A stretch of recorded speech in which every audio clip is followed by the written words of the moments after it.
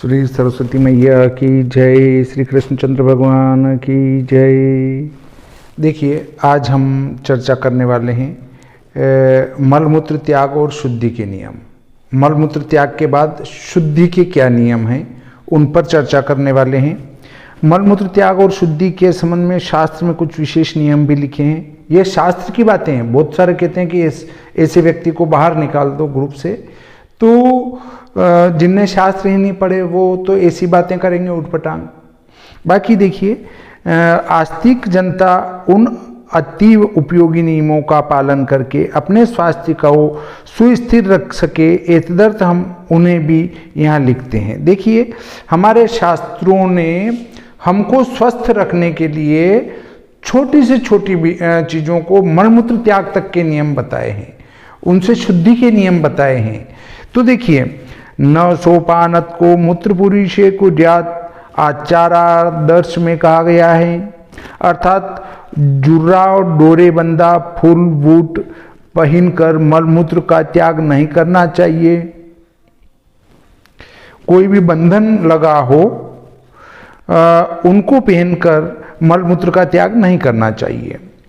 न गच्छन्नापि च स्थितः, चलते चलते या गुदा के सहारे बैठकर या खड़े खड़े।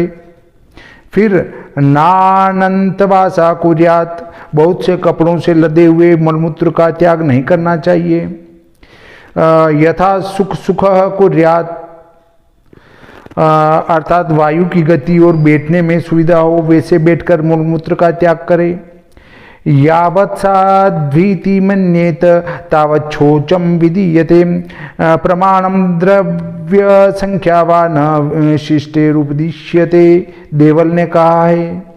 अर्थात जब तक मन में ठीक ठीक न माने तब तक जल मृतिका आदि के प्रयोग से शुद्धि करनी चाहिए। कितनी मिट्टी, कितना जल और कितनी बार, यह नाप तोल शिष्ट सम्मत नहीं है। अर्थात नाप तोल कर मिट्टी ले लेके हाथ नहीं धोना, मैंने तो 1 किलो मिट्टी से हाथ धो ली, वो नहीं। जब आप संतुष्ट हो जाए कि मेरे हाथ बिल्कुल साफ स्वच्छ हो चुके हैं, तब तक हाथ धोए। उपयुक्त नियमों के लाभ स्वयं व्यक्त हैं। जुर्राब और सभ्य समाज में निरंतर पहने जाने वाले जूते पहने मलमूत्र का त्याग करने से अवश्य ही मलमूत्र और जल की छींटों से उनके सन जाने का अनिवार्य अवसर है। इसलिए प्रायः घिसे पीटे पुराने छितर केवल टूटी सोच के लिए नियत रहते हैं। मतलब टूटे फूटे जूते चप्पल जो है सोच के लिए नियत रखने चाहिए, क्योंकि सोच और मूत्र त्याग के समय उनके ऊपर छींटे उड़ जाते हैं, इसलिए वो अपवित्र होते हैं। इससे सोच और लघु शंका जाने के लिए अलग से जूतों की व्यवस्था हो एवं अन्य व्यवहार के लिए अलग से व्यवस्था होनी चाहिए।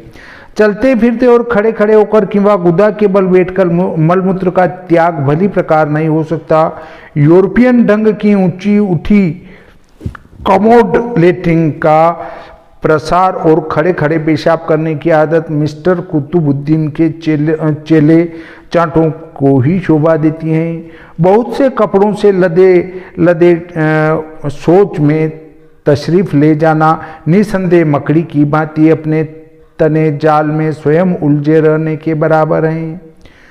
खुले जंगलों में वायु की प्रगति के विचार से अमुक दिशा की ओर मुख करने का नियम पालनीय और उपादेय हैं। वायु की तरफ मुंह कर कभी भी लघु शंका त्याग नहीं करनी चाहिए। इसी प्रकार सोच त्याग भी उसको पीठ देकर नहीं करना चाहिए, परंतु शहरों के शौचालय में अगत्या सुविधा अनुसार यथा सुख मुख बैठना ही स्वाभाविक है। खोवा, खीर और मैदे के बने पदार्थ खाने से कभी कभी कोष्ठबद्धता के कारण अपच, मल, गुदा और हाथ में ऐसा संश्लिष्ट होता है कि जिसे दूर करने के लिए अधिक बार जल मिट्टी का प्रयोग करने की अनिवार्य आवश्यकता रहती है। सो शुद्ध हो जाने की कसौटी नपे जल मिट्टी की वो उतनी बार लगाना नहीं, किंतु मनस्तोष की अवधि ही नियत की जा सकती है। वसा शुक्र वसा शुक्र मस्र मज्जा मूत्र विट्ट कर्ण वीणखा श्लेष्मा सुदूषिका स्वेदा द्वादशेते मलानराम आददित मृदा पश्च षट्सु पूर्वेषु शुद्धये उत्तरेषु च षट्स्वद्भि केवलाभिर्विशुध्यति।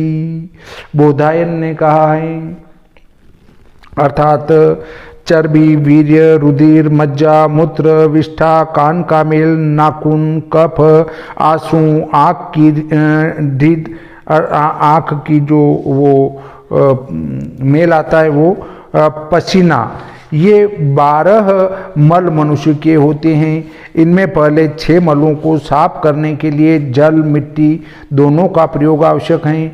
अंतिम 6 केवल जल के द्वारा ही शुद्ध किए जा सकते हैं। अरण्ये अनुदके रात्रो चोर्व्याघ्राकुले पथि कृत्वा मूत्रपुरीशम च द्रव्यस्तो न दुष्यति। बृहस्पति ने कहा है, ये जंगल में जल रहित मरुभूमि में रात्रि के समय चोर और बनेले हिंसक पशुओं के खतरे वाले मार्ग में हाथ में सामान संभाले मल मूत्र का त्याग करने पर किंवा बिना धुले हाथों उठाई हुई वस्तु अशुद्ध नहीं होती।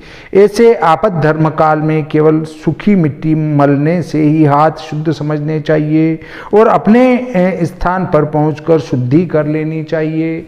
जैसे कि आपद धर्म जिसको कहते हैं कि आप कहीं फंसे हुए हैं, उस समय अपने हाथ स्वच्छ नहीं कर पा रहे हैं, तो सूखी मिट्टी में ही हाथ घुमा लें तो भी उनको साफ समझना चाहिए। इस प्रकार शौच के बाद शुद्धि का ये प्रकरण यहीं समाप्त होता है। श्री सरस्वती मैया की जय, श्री कृष्णचंद्र भगवान की जय।